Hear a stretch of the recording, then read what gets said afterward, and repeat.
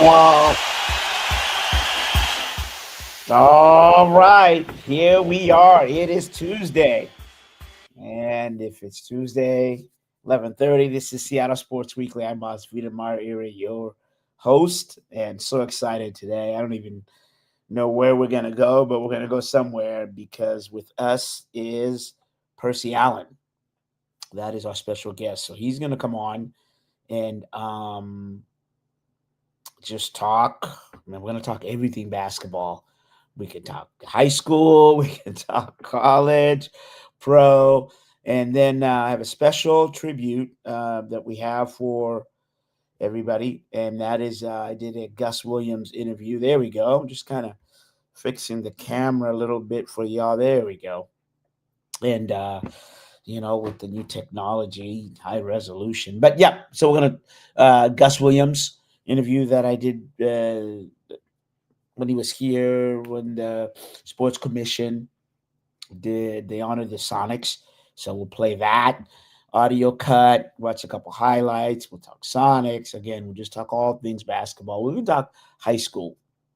That's just who Percy Allen is. I mean, what an honor. You talk about someone that knows basketball in the city of Seattle. I mean, from what's happening at Rotary to what is happening in the NBA, WNBA, all of it. Yeah, just all of it. He is the one. So we'll get to him in a couple minutes here. But I thought I would obviously start off with the weather. I know, but I like to bring it all around and talk about certain things. And happy post Martin Luther King Day to everybody, and peace and justice. And yes, we have a new president, and we're just gonna have to wait and see. That's all I can tell you. But I'm of the mind of look. Yeah, fool me once, shame on me. Fool me twice. Fool me once, shame on you. Fool me twice, shame on me. Type of situation, and so you have to have a little bit of an open mind. But as they say, and we all know it, and maybe it's already happening, right? Do not forget the past, because else you'll be doomed to repeat it. So in that regard, we're just gonna have to wait and see. I think it'll be an interesting ride. And I always think about, is this how, when you look at the other sides of things, you go, okay, when I had it my way, right? Now I see how the other people, or those that didn't see how I saw it, how they felt. And now my chance is here to, how am I going to behave? I'm not going to belittle. I'm not going to make fun of, but I'm going to be leery. I'm going to use the power that's there for the United States, which makes this a democracy, right? Because we all talk about peace and all these things. It's going to be interesting. I think it's going to be an interesting ride, and it's going to test our resolve and people, to put action where they, talk a lot, but no, what action is going to be taken?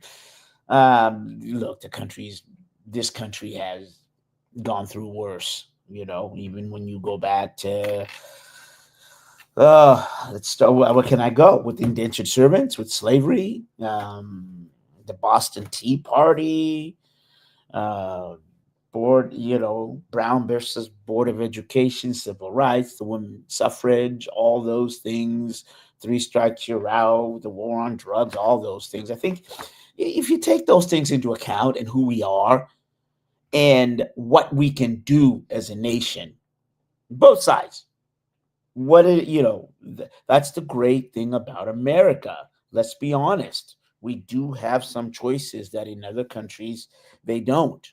And there's certain ways to fight, injustice and those things, and we continue, and people continue to do that. So that's my take on it. No more sleepless nights. No more trying to, this guy, I don't know, the sky's falling. It might be falling a little bit, but man, I got an umbrella.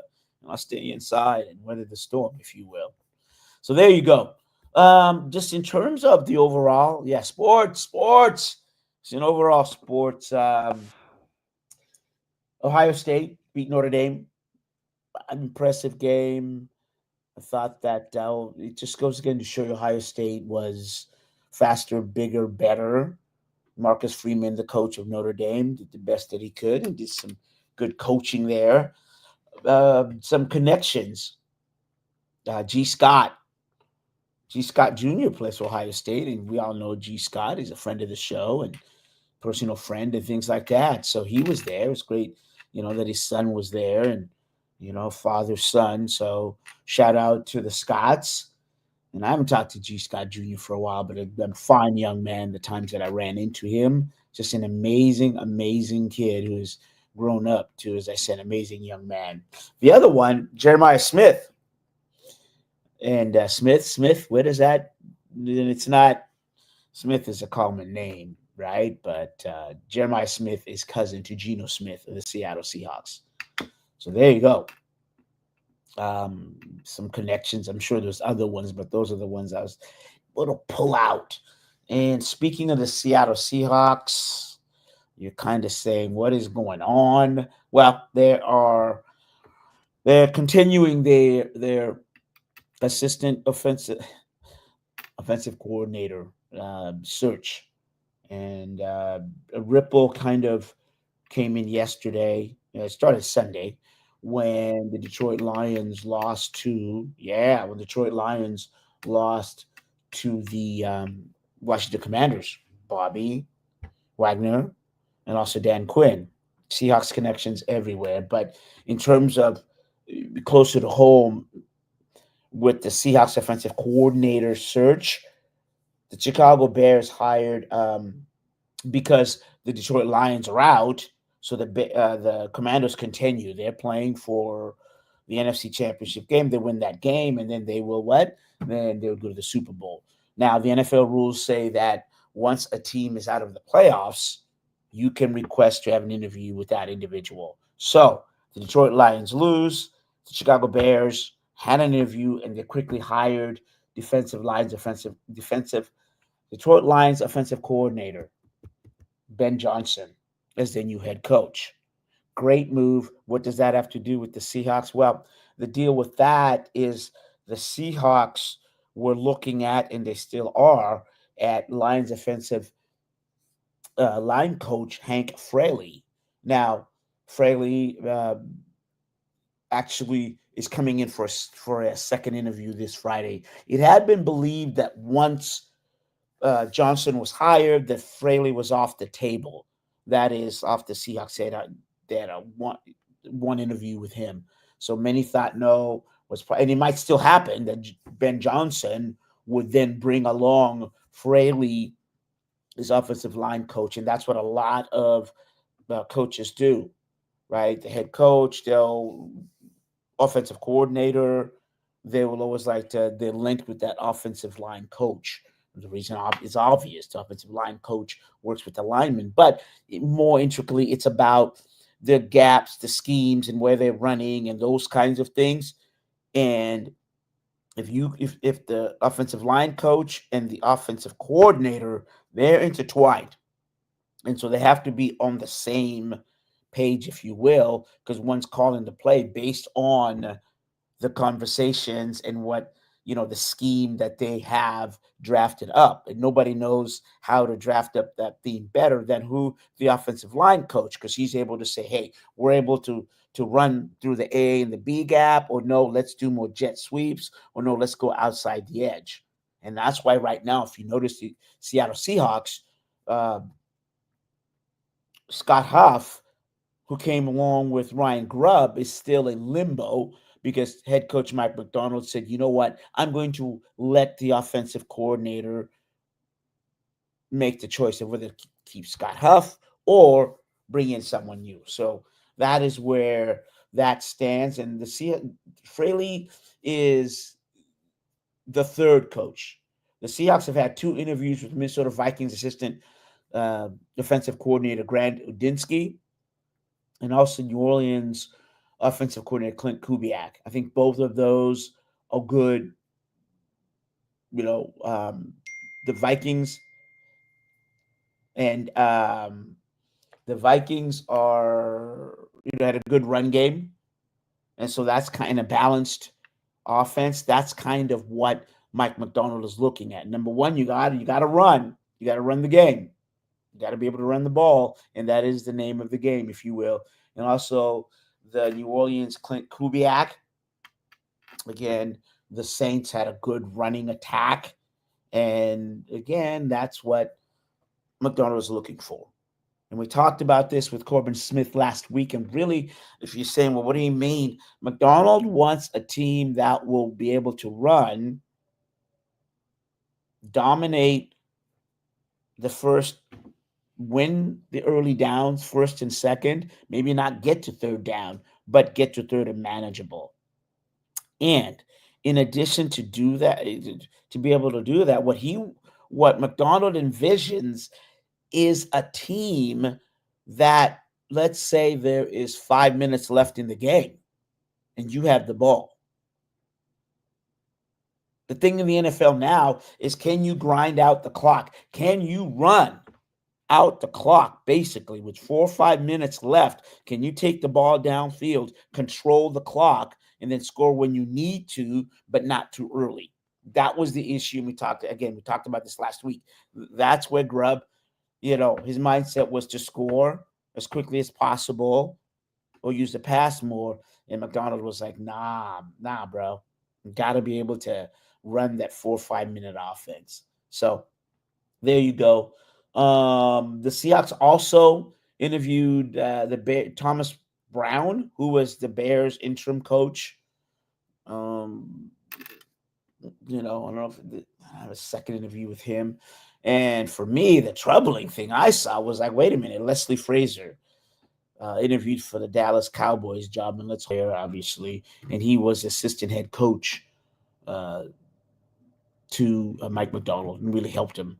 And it's an amazing man, one of the greatest cornerbacks to play. And during practices, you could see him working with the Seahawks defensive backs, showing them. And what I mean by that is the movement. When they take the 3-step drop, which way do they turn? So that is there. Big day today. The Major League Hall of Fame voting will be announced, and Ichiro Suzuki. Well,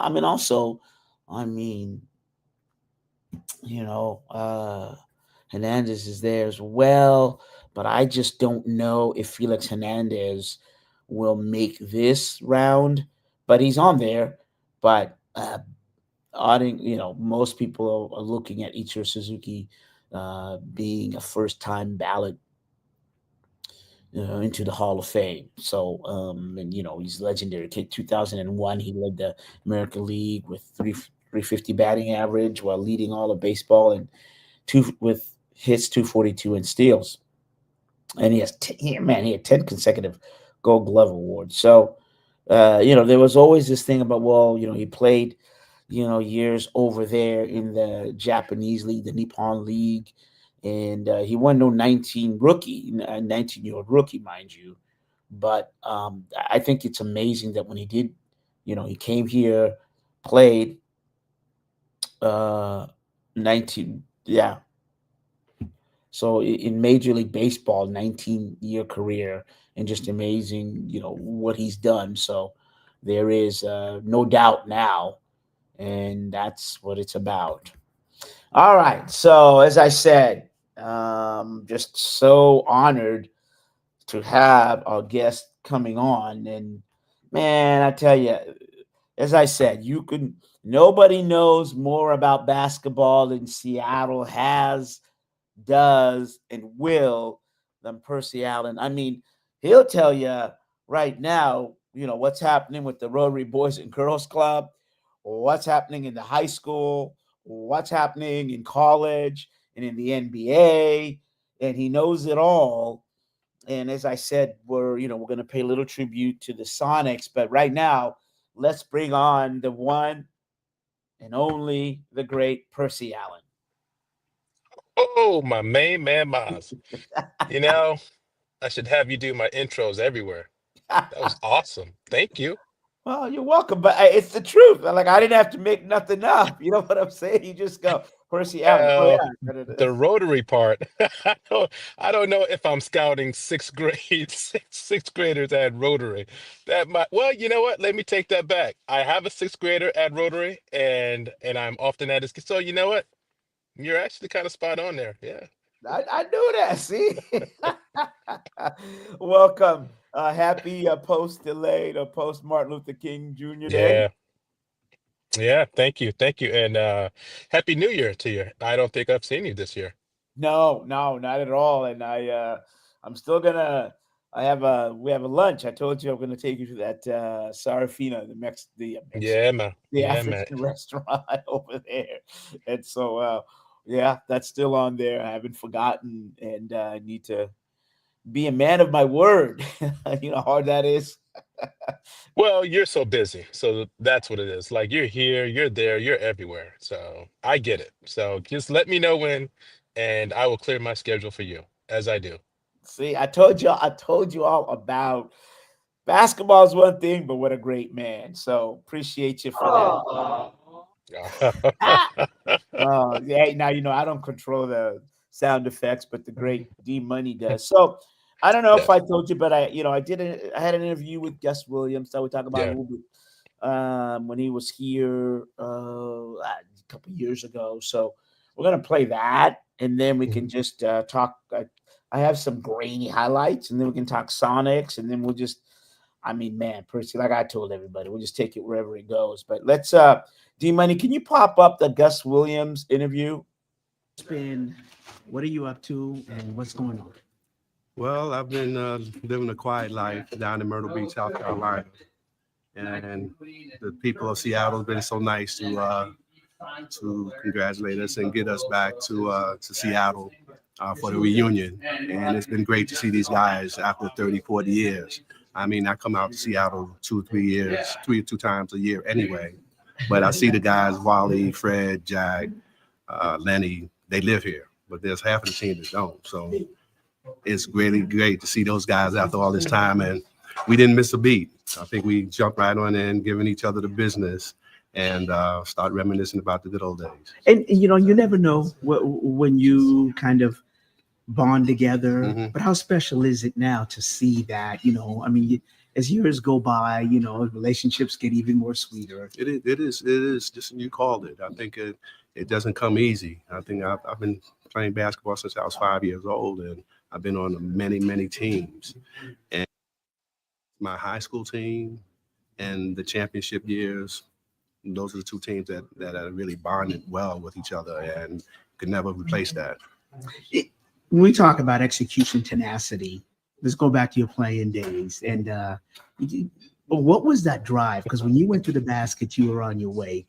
Can you take me inside? You know that drive you had.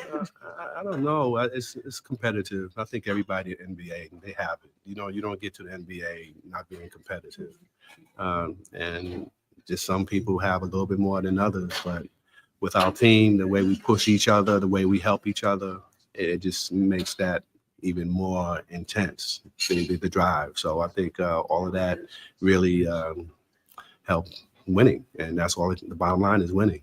And but what's unique is everybody has the drive, but not everybody's just grounded. What kept you grounded along with the competition? Because you can self-destruct if competition's No, on well, your I back. think that comes with the players, your teammates, as well as the coach. You know, and I tell people I don't know if there's been a scientific study of if you like each other or you bond with each other, does that translate to winning more games? I don't know, but I know it didn't hurt us. So, and that's what I really treasure for the rest of my life. And obviously, you're an advocate to have the Seattle have another team. That's a Oh slam yeah, dunk, right? no doubt. Who isn't? Who hasn't? I mean, this is 40 years later, and they still honoring us. So they still have the hunger, and they deserve a team. They deserve a franchise here. This team will be supported unbelievably. So I still believe it's going to happen. Right. Wow. Nice job, my man. Thanks. Yeah. I pulled that out. I was like, wait a minute, I have that. Appreciate that coming from you. So just, you covered the Sonics. What do what do you take away from this, Gus, and that team? Just so many thoughts, but I just enjoyed listening to that interview, just hearing his voice. Uh, yeah, and just watching those grainy, footage there. It was maybe not too surprising that that footage that there was really nothing from the Sonics for time, right? That was all his time with the Bullets, But and then I was watching that and just hearing his words, and I was thinking, who does he remind me of today? Mm, Like, who would be a good comp today? Because now, and I'm gonna keep it 100 that I didn't grow up in Seattle, so I grew up in Cleveland, and I didn't really know or appreciate Gus Williams when he played. I just didn't, right? I was I was like 10 years old at that time, other side of the country, before Twitter, before ESPN, right? And so games, there weren't a lot of supersonic games being played in Cleveland. They just wasn't, right? They just and right. And then there's that famous story that, like, even when they went to the finals, that was tape delayed, right? Um and so I'm just like trying to think, like our version back in Cleveland was World Be Free. I don't know if you mm, remember World Be Free, but he was very similar to like Gus in the sense that here's your point guard, but he's probably your best scorer. And he wasn't necessarily an assist type of a point guard. And so it's just so interesting that how that team was structured and what Lenny Wilkins did with that team, and how, maybe he put the ball in Dennis Johnson's hands. And Dennis was more of the facilitator.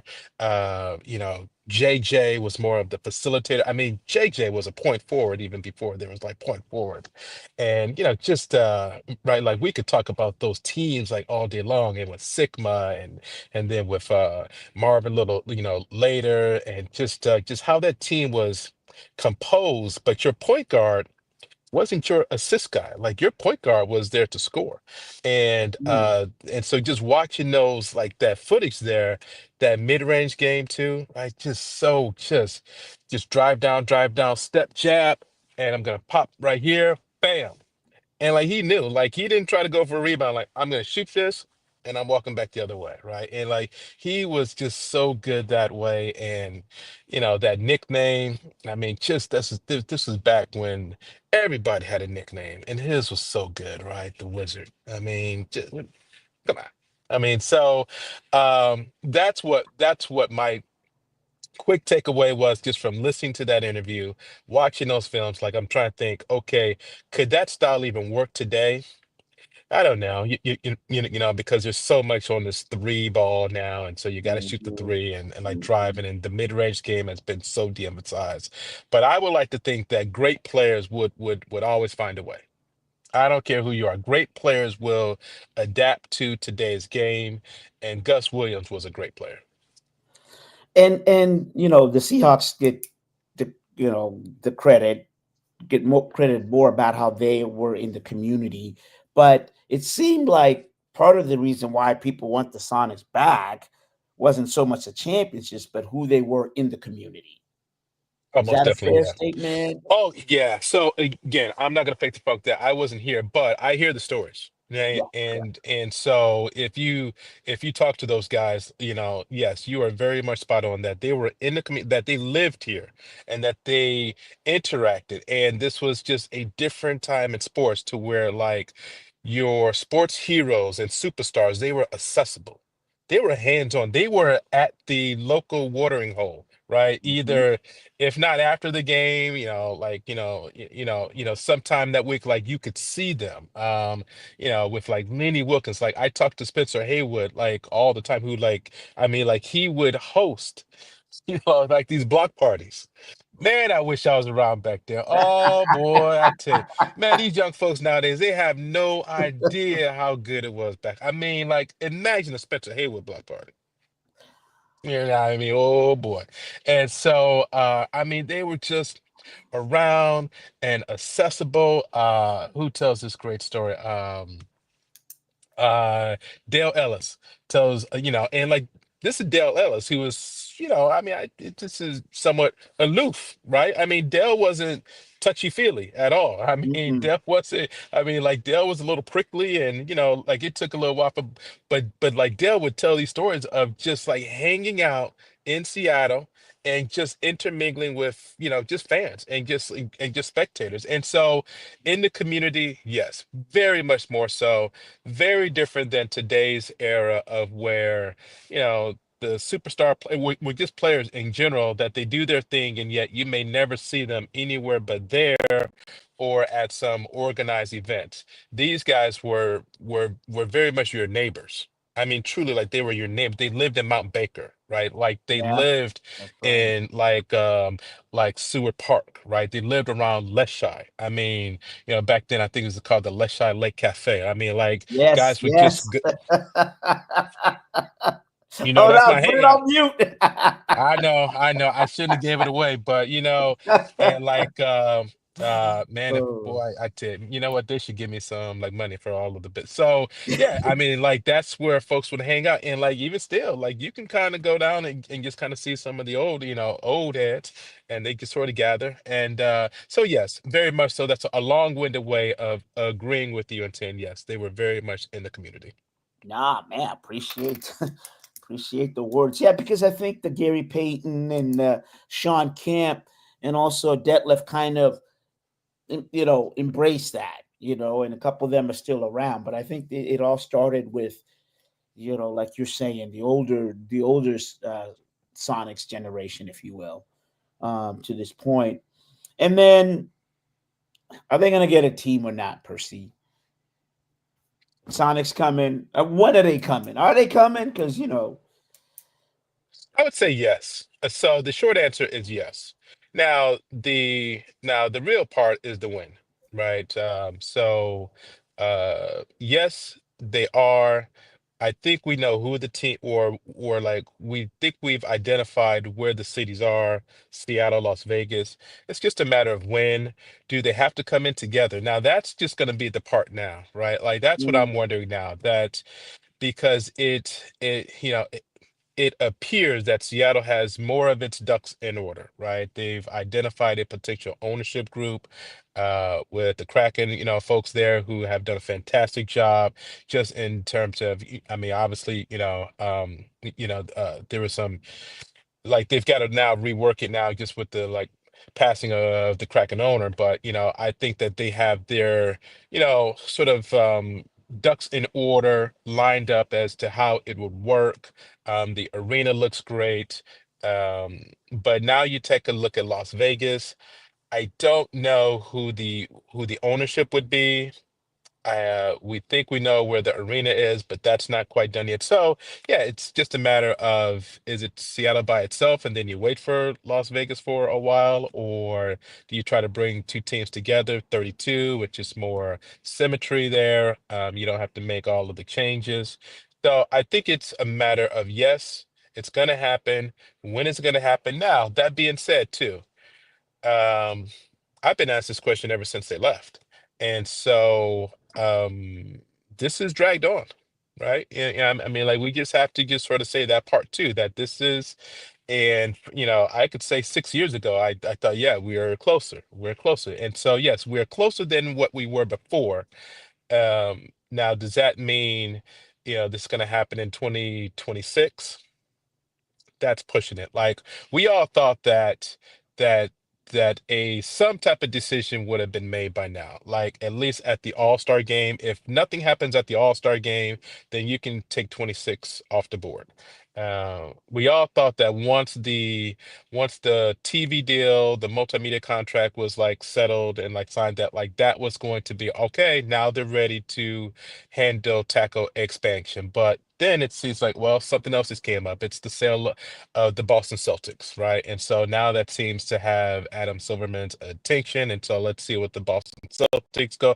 But my point will be then it's always going to be something, right? It's mm-hmm. always going to be something. So yeah, it's the Celtics sale, which could be extraordinary. I mean, like now that's not nothing. Now let's keep that 100. Like That's a big deal. Like, I mean, anytime you're talking about one of the tentpole franchises, and who knows what that number could be, right? I mean, we're talking B, B as in billion, and what, 6, 7, 8 billion? I don't know. I mean, that's just going to be a crazy number, and then that will then somewhat affect what the expansion fee is going to be, right?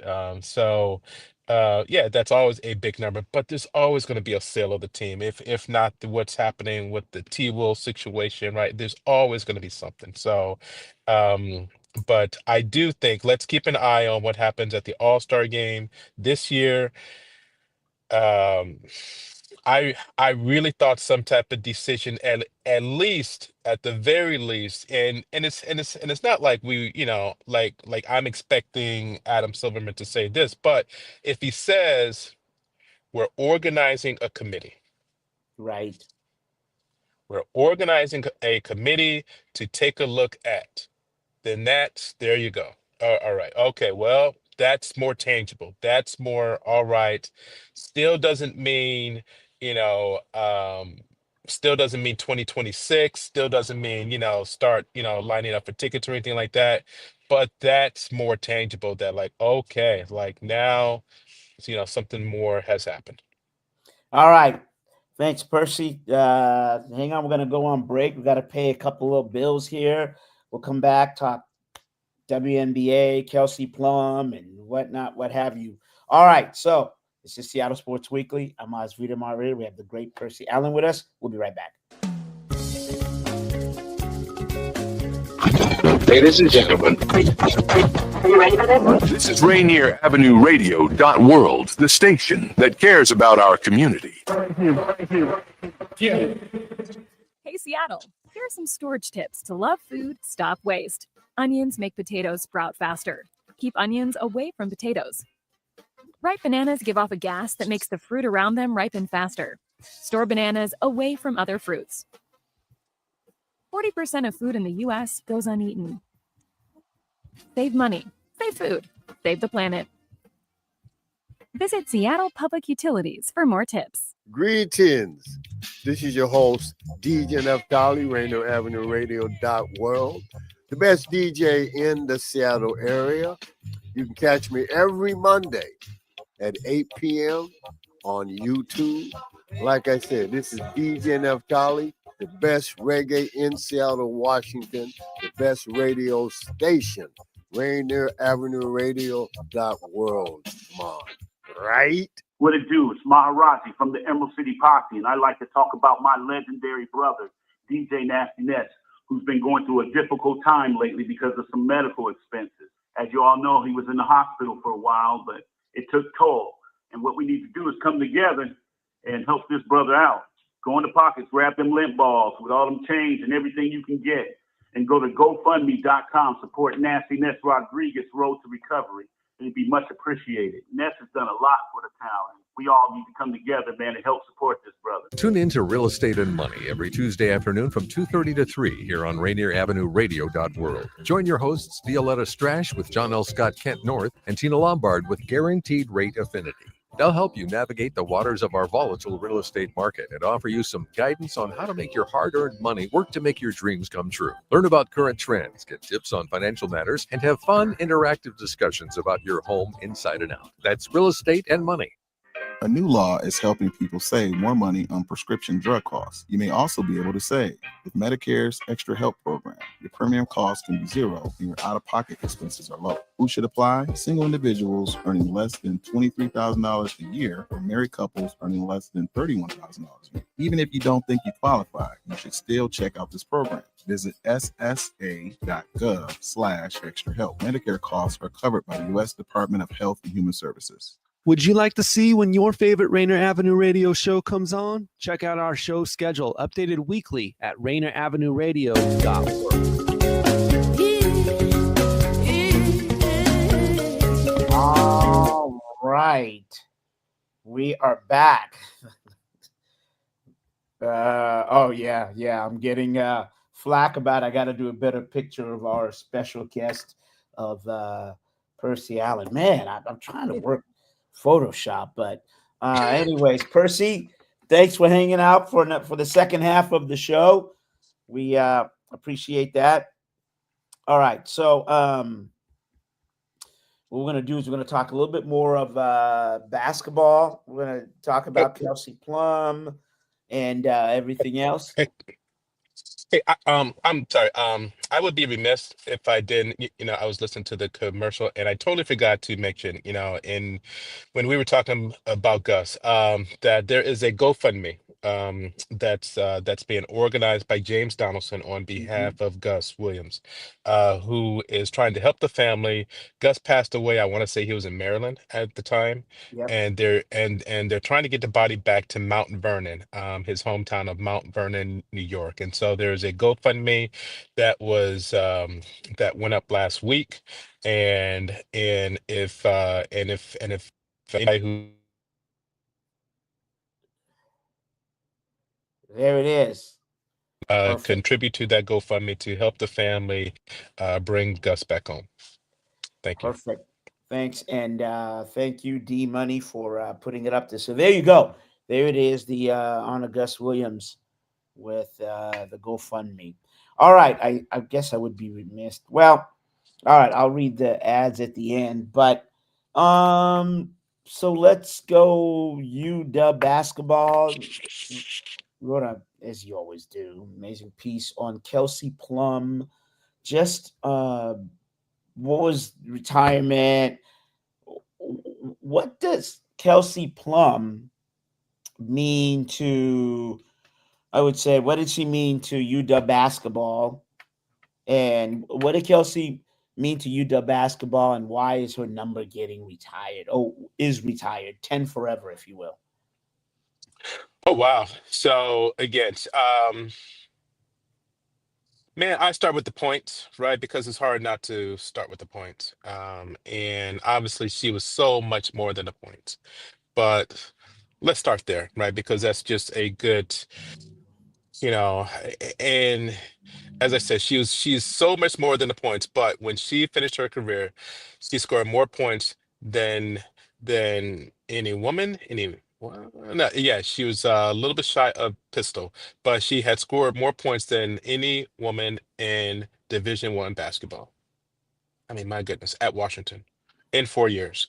And the thing that what I remember about Kelsey, so I really only covered her last 2 years at Washington. I didn't really cover the first 2 years, but what I remember was just, here's this gal, and what, she's 5'8", 5'9", again, and going back to Gus, like really similar, that here's your point guard, and yes, she can pass, and she was a really good passer, but here's your point guard, and she is the main producer of the offense. I mean, it was designed by Mike Neighbors for her. And yes, I understand where we are now, and we are in the age of Caitlin Clark, and I get it. But before that, there was Kelsey, and there was this scoring point guard, and she's smaller than Kelsey, and was just putting up points. And the other part, efficient. She was a very efficient shooter. And so she wasn't just jacking up shots, blah, blah, blah. I mean, she was making shots, not just jack, but making shots, and still a good passer. And Maz, I'll take it. I mean, that senior year, I mean, that's kind of when I really jumped on board, like a lot of people did, when she's getting closer and closer, to that record. And, at, I want to say, almost every game, but I just will never forget that last home game, senior night versus Utah, Alaska Airlines Arena. What is she like? She's like 53 points away, or 51 Yes, points yes. away from the record. And no one thought she would do it that night. Right? No one thought I mean, truly, like, people thought, all right, oh, she's gonna break it. Like, it became inevitable at that point, right? Because she had at least two more games after that, at least one in the Pac-12 tournament at the time, and then at least one more in the NCAA tournament. So it was gonna come down, but people thought, all right, let's just wait to Las Vegas. And so many people didn't go to that game because they thought she would do it in Las Vegas. And Utah came in and just pushed them. Washington needed that game, really, in terms of seeding. I mean, that's really what they needed that like game for. They were in the tournament. And so they just needed that game in terms of seeding. They wanted to win. Chantel Osahor, their second best player, fouled out, and so it was a close game. And here she goes. And here she goes. And what I always remember about that game is that one, my mind plays tricks on me. I thought it was sold out. I really did. And then looking back later, it wasn't sold out, right? It was like 7,000 people there. But it felt like a sellout because of just the roars and the cheers. And Maz, I kid you not, it was as if everybody knew what the number was. How, I got no idea, but it felt like, and it's not like UW had this tally that was tracking, tracking it down and like anything like that, but it felt like everybody knew what and after each one, rah, rah, right, and just these buckets, and Kelsey, who's left-handed, and back that time was really left-hand dependent, just these dribble drives going left. Everybody knew, okay, she's going left. She's like going left, and she's either gonna pull up for the mid range or step back for the three. Utah had a really good Lynn, I can't think of her last name. Has a really good coach, really smart coach. She knows it. Couldn't stop it. Couldn't stop her, right? And that last one, left hand drive, somebody coming over, floater off the glass, and if I'll say it again, felt like everybody knew. Big explosion, roars, da da da da, and Mike Neighbors takes her out. Well, no, actually, she scored a couple more points. He took her out with like a minute 30 left. She could have scored even more points. She had 57. And I tell you, I've seen a lot of things. I've been to Super Bowls and but I'm not trying whatever. Yeah, you That's have. in my Yeah. top five. It's Wow. definitely in my top five. It was just a surreal. It was so cool to see her do her thing. She was truly in her element. 57 points, just was incredible. And then, all right, just on top of that, kind of what she's done with her career. Yes, yes, yes. The struggles early. I love the struggles, right? She came into the league and wasn't good. Just wasn't good. Let's just keep it 100. Just wasn't, just did not translate immediately. And she just had to learn. And, again, keeping it 100, I think one of the best things that happened to her was that Bill Lambier will stop being her coach. She got it. Just like, I love Bill, but his brand of ball just didn't fit what like Kelsey wanted to do. They changed coaches, and she gets a coach who truly believes in her. And now she's with Asia. In that team, she's with Jackie, and she's with Chelsea, and so now she can just really pick her spots, and now she's an all-star, two-time champion, Olympian, and just thriving, just doing her thing. It is going to be interesting to see, so I just chatted with her really briefly, and they asked like, hey, don't really talk about free agency with her, but she is, they like quarter, right? And Yeah. so it's going to be interesting to see what they do there. That I don't know. Maybe she goes back to the Aces. Maybe she's with the Storm. Yeah, there you go. Exactly. So for those that don't know what core means, and help me out here, I think it's like the franchise tag in the Yep. NFL. There you go. That best way It to put is. it. Okay. Okay. Yep. There you go. All right. And the Storm could use a little help, correct? They've had an interesting off season. To say the least. To Okay. say the least, yeah. Like, where did we get? We began with Jewel, right? And so I don't know about you. I don't know how much conversation you've had about this, Mhm. on your show, but to me, that came out of nowhere, and I'm still trying to process it with all that. So, the Jewel Lloyd trade request, and that's just like the tip of the iceberg, right? It's not just a trade request; it's the allegations. That's the real deal there. It's the allegations of harassment and bullying from your six-time All-Star.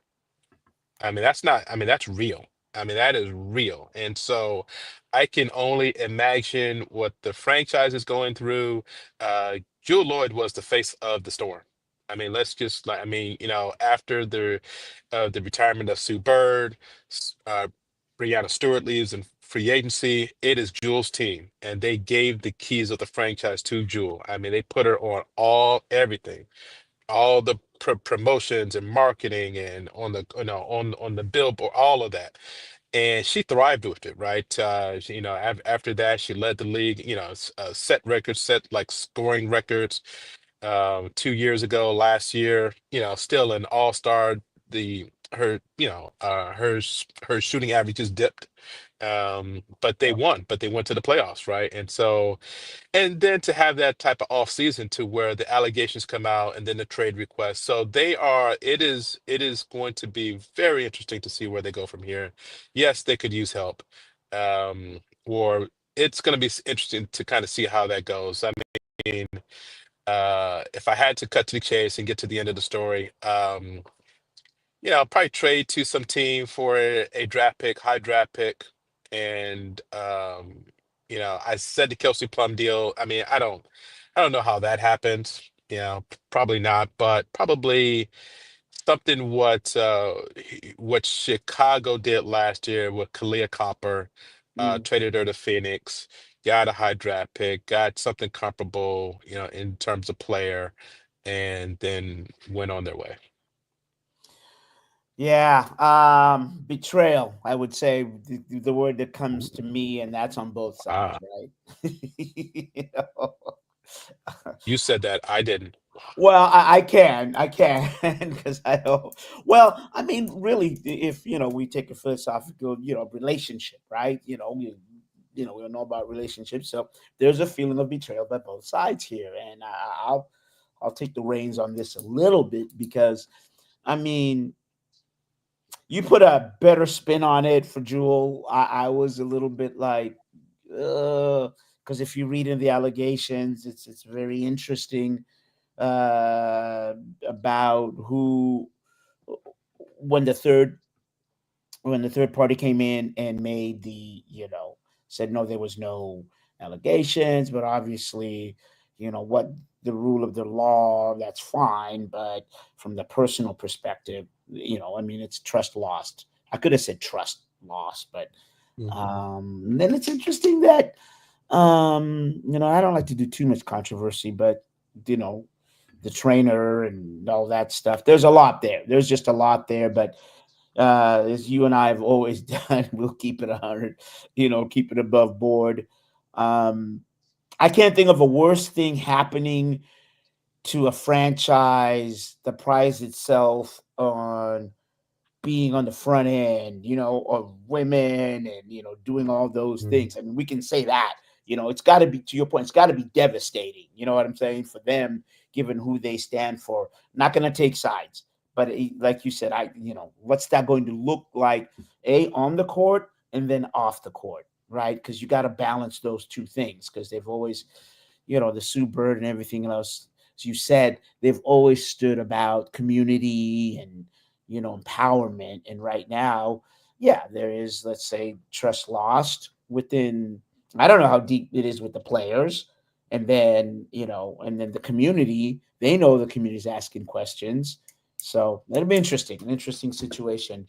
I totally get that, right? And if I can only add, like, I don't want to add too much more than that because we really don't know because they've, for right, wrong, or indifferent, that they as a team have chose not to say much, if anything. And I don't know if that's the way to go because, as you said, the community is asking questions. But but yes, that franchise, for everything that they stand for everything that they've done, for everything, just their history.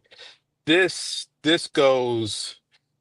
This flies in the wind of all of that, right? And it is, and look, I will keep it a buck, right? And I don't mean to out you or anything, but I'm just really going to speak for me that it's going to be difficult for some people to stay impartial because of how we feel about, let's say, Noelle Quinn, right? And I mean, like, she has been sort of exemplary, like, during her career so far. And, like, you could say what you want about her coaching acumen and her record and all that stuff, and in-game decision, all that's fine. But how she sort of comes across as a human being, as a person, for her to be connected with allegations of bullying and harassment, I mean, what? What? And then from that to come from Jewel, who she was her mentor, like she has championed, she has stood. That's just, I don't, might I'll say it again. I am still flabbergasted by like, what? Like, and so maybe it wasn't, again, now we're speculating, maybe it wasn't Noah per se, but it speaks to her leadership, right? And I just still find, so maybe it wasn't Noah, maybe it was somebody else, but you're gonna tell me that she didn't know about it? And then that's just beyond, and then for Nneka Ogwumike to be on that team, and who is the president of the Players Union, and it's Ooh. just bizarre. It's like, it's a book. It's a book. It's a 30 for, it's an expose. I don't get it. And yet they have said nothing. And that franchise thinks, oh yeah, there's nothing to see here, nothing to do. I'm like, well, it's not, but it goes to, if that was the Seahawks, we would be all over this. Yeah, I mean, it was just Yeah. right. Like if that was any other franchise. And so maybe me, are not doing our job properly. Um, but I will say that when the season comes closer, these questions will need to be answered, and it just can't be some, hey, we're just doing this and let's move on. No, that's not gonna fly, right? I mean, this is going, at least for me, I don't know about you, I will be asking this on a daily basis. On a daily basis. And I'm sure, and we know these people, we know Noe. She's probably in therapy right now. I mean, Oh I mean, yeah, come on, man. man. I mean, I man. know it. I got the fans, I got the pom poms for her just because of the empowerment, and I get. I mean, I think that how she comes across. You know what I'm saying? Oh I'm my a God. Noe fan. Man, oh It's man. hard not to be. How can you not be? I mean, Yeah. truly. And it's not, and again, as you said, it's not that I am not a Jewel Loyd fan, because I'm a huge Jewel Loyd. Huge to see when she got to this community as just shy, introvert type of person, to see where she is now. She is a businesswoman. I mean, a Mhm, business mhm. woman. I mean, she is a enterprise. I mean, she is way beyond basketball now to what she has built her family up to. She is a model of how to do it. And so that's not to say that, look, I'm not doing that. Trust me, I am not. And the way she plays, she is a baller. She embodies that Kobe Mamba mentality. I will say though, I don't see Kobe doing this though. I mean, but that's neither here nor there. So Yeah, that really interesting situation for all teams, and I mean, I think WNBA, the innocence is lost, right? Just in terms of what happens here. Now, if it was the NFL, I know you alluded to Seahawks. They always talk about a machine that knows how to wiggle stuff. But it'll be interesting because the growth where the WNBA is. I mean WNBA. And what is your take on the WNBA right now?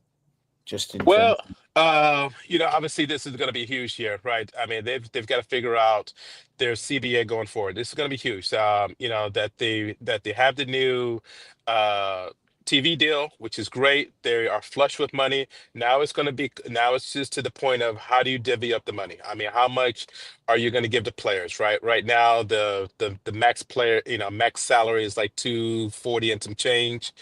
Can you get that? Can you bump that up? Like, does that double? Does that, does it tick up a little bit? I know players just want more money. It is still the salaries are still backwards. Let's just call it what it is. The salaries are still Mhm. flipped, and just how college basketball.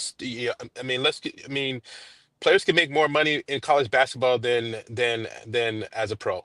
So that's got to change, right? And this idea that Dawn Staley is, I mean, look, I love Dawn Staley, but the idea that a college coach is making more than a professional player is ridiculous. It's just, I Mm. mean the comparison, and I hate to do the men women comparison, but let's do it. The comparison would be Dan Hurley at UConn, who just coming off of, 2 wins, right? I mean, really good coach at UConn. You mean tell me that Dan Hurley contract would far outseed LeBron James, Oh right? wow. Like Dan Hurley making way more money than LeBron James. That would be ridiculous. Nobody was like, well, yeah, Dan Curley's is a good coach, but he ain't gonna make no more. And so that's what that's what women's basketball is right now. And the closer that can get to being right side, to where players, star players, Asia Wilson, Caitlin Clark, Brianna Stewart, the money, they need to be the driving force with all this. And they need to be paid more money. And so that's where the WNBA is right now. I don't know, and we're probably getting short on time, but Yeah. the Unrivaled league that began last week, that's interesting to me to see how that's going to impact kind of what's happening Mm, in the WNBA. I don't know if you watched any of those games. I haven't. Yeah. Well, see, I'm going to keep it 100. I was all in on that first night. I could not. I mean, it was must see viewing for me. Right. But in keeping it 100, that was Friday night, and then the next day was Saturday, and the NFL playoffs were the next day, and so it just fell off my radar, right? And then the next day after that was Sunday, NFL playoffs, and it fell off my radar. And so I do wonder, can it get that sustaining power, But that first night was incredible, and Skylar Diggins Smith, give it up to her. She made this great in the very first game. She made this game winner over Jewel. Well, it wasn't over, but Jewel Lloyd was on the court, and so that was kind of fun. Just to kind of see those two sort of going at it. But so the WNBA is in not a precarious spot. I think they're in a great spot, but can they keep pushing this boulder up the hill and getting to a good place of growth? There's a new franchise coming in. There's one more in Toronto, so the expansion's happening. And so but the players got to get paid. Well, there he is, Percy Allen. So appreciate the time, the words, the wisdom, sir. And, we'll hope to do this sometime soon. So thank you again, Percy. My main man, Miles. All Thank you for right. having me. Yep, there you go, Percy Allen. So real quickly, let me do my reads tonight, 5:30. Tune in live on Rainier Avenue Radio. We'll interview the 8 candidates eligible for the vacant Seattle City Council position 2. Seattle Live from Columbia City Theater. High school basketball. I'm glad I'm not on this game. High school basketball this Friday on Rainier Avenue Radio, 8:30. Number 7, Seattle Prep, taking on number 1, Rainier Beach. Hey, I'm not real cool with that. I think Tony and you, D Money, should be at Lakeside for the Garfield girls against the Lakeside. But hey, who am I to say that? All right, next month, from February 1st to the 28th, drop by the Columbia City Theater for the annual Call to Conscience Black History Month Museum. Find out more about this year's exhibits and get your tickets at calltoconscience.world. All right, that's time. Thank you all. Clean Greens is next. Thank you, everybody. And again, appreciate Percy Allen for dropping us with the knowledge and the wisdom. And we out. Thank you all for listening.